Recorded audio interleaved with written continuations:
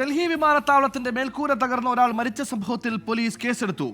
അപകടത്തിന് പിന്നിൽ അനാസ്ഥ ഉണ്ടായെന്ന പ്രാഥമിക വിലയിരുത്തലാണ് പോലീസ് കേസെടുത്തത്. വിനീത വിജി ഡൽഹിയിൽ ചേർന്നു. വിനീത, വലിയ രാഷ്ട്രീയ പോർമുഖം തുറന്ന ഒരു സംഭവം കൂടിയായിരുന്നു. ഈ എഫ്ഐആറിനെ കൂടുതൽ വിശദാംശങ്ങൾ എന്തൊക്കെയാണ്? ഇപ്പോൾ ആർക്കെതിരെയാണ് കേസെടുത്തിരിക്കുന്നത്?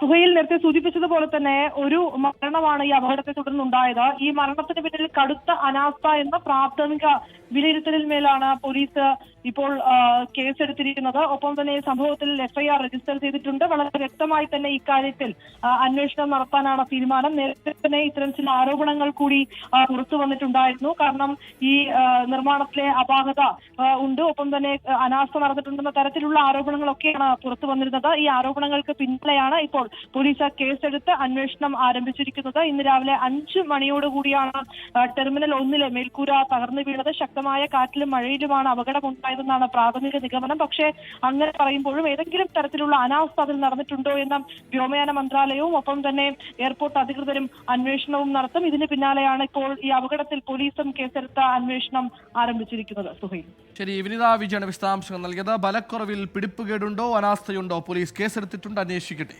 ലോകത്തെവിടെയായാലും ഏത് സമയത്തും 24 വാർത്തകളും ഓഗ്മെന്റഡ് റിയാലിറ്റി പാക്കേജുകളും എക്സ്പ്ലെയിനറുകളും വിശദമായി കാണാൻ ഞങ്ങളുടെ യൂട്യൂബ് ചാനൽ നിങ്ങൾക്ക് സബ്സ്ക്രൈബ് ചെയ്യാം.